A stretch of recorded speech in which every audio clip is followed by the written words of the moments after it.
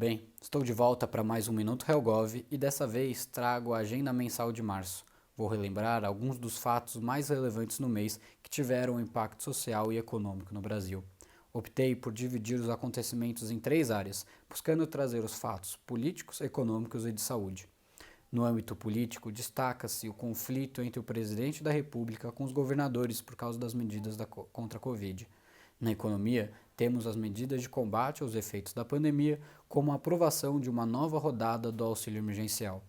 E na saúde, temos a aprovação de proposições para facilitar a aquisição de vacinas, assim como a troca do ministro da Saúde. Quer saber mais? Então vamos lá. No âmbito político, as críticas de Jair Bolsonaro ao lockdown reacenderam o conflito entre a União e os estados.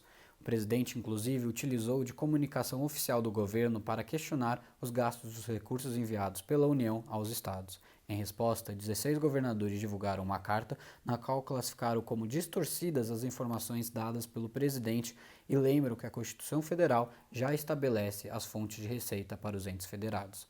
Em outro momento, Bolsonaro fez críticas reiteradas ao toque de recolher e passou a compará-las com o estado de sítio.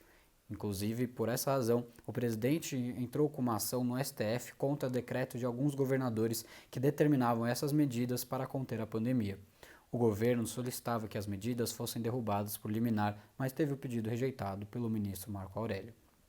Buscando encerrar as divisões institucionais, o presidente convidou os chefes dos poderes legislativo e executivo, além de 7 governadores, para tratar do enfrentamento à pandemia. Assuntos como o tratamento precoce e o lockdown provocaram pontos de conflito. No entanto, foi definida a criação de um comitê de crise nacional com participação de representantes do Legislativo e do Executivo Federal para discutir políticas públicas relacionadas à Covid-19. Inclusive, o presidente do Senado, Rodrigo Pacheco, ficou como responsável pela interlocução entre o governo e os estados. Já no âmbito econômico, o Congresso Nacional aprovou a PEC emergencial, que permite ao governo federal pagar mais uma rodada do auxílio emergencial fora do teto de gasto do orçamento e do limite de endividamento. A PEC ainda estabelece mecanismos de ajuste fiscal.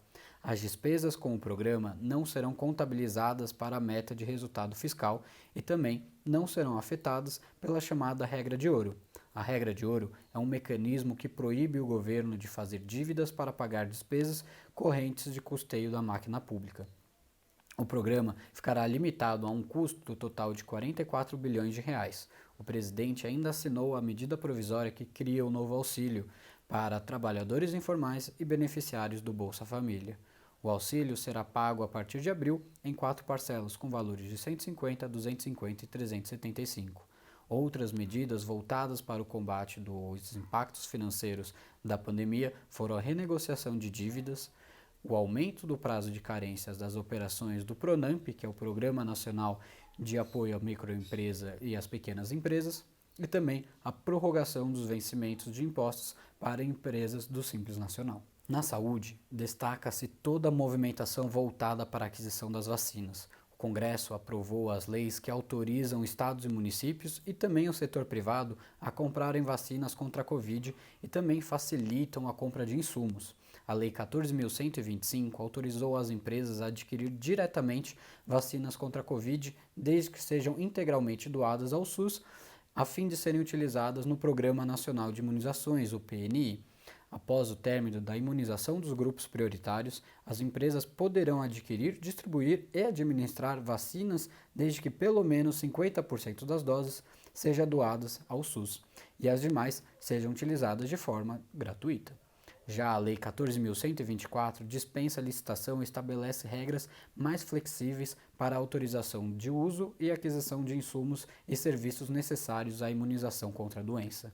Além disso, a lei autoriza estados e municípios a comprar e aplicar os imunizantes caso a União não adquira doses suficientes para os grupos prioritários previstos no PNI. Por fim, destaca-se a saída do ministro da Saúde, Eduardo Pazuello.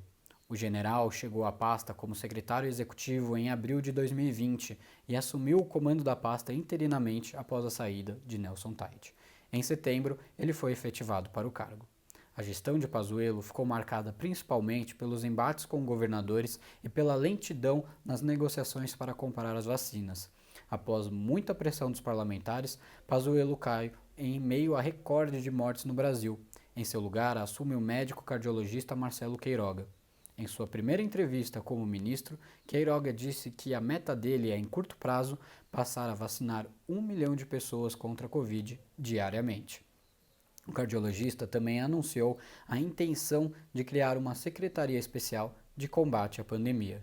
O ministro já entra no cargo pressionado.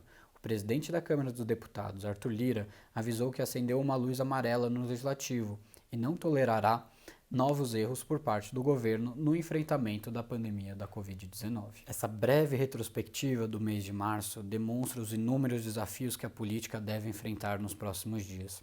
Todos esses assuntos vão ter um impacto relevante no país e demonstram qual deve ser o rumo em 2021. Com recorde de mortes por Covid, a pressão sobre o governo Bolsonaro ficará cada vez maior. Para receber mais conteúdos como este, entre em contato conosco pelo e-mail contato@radargovernamental.com.br ou siga-nos no LinkedIn e subscreva no canal do YouTube. Muito obrigado e até logo.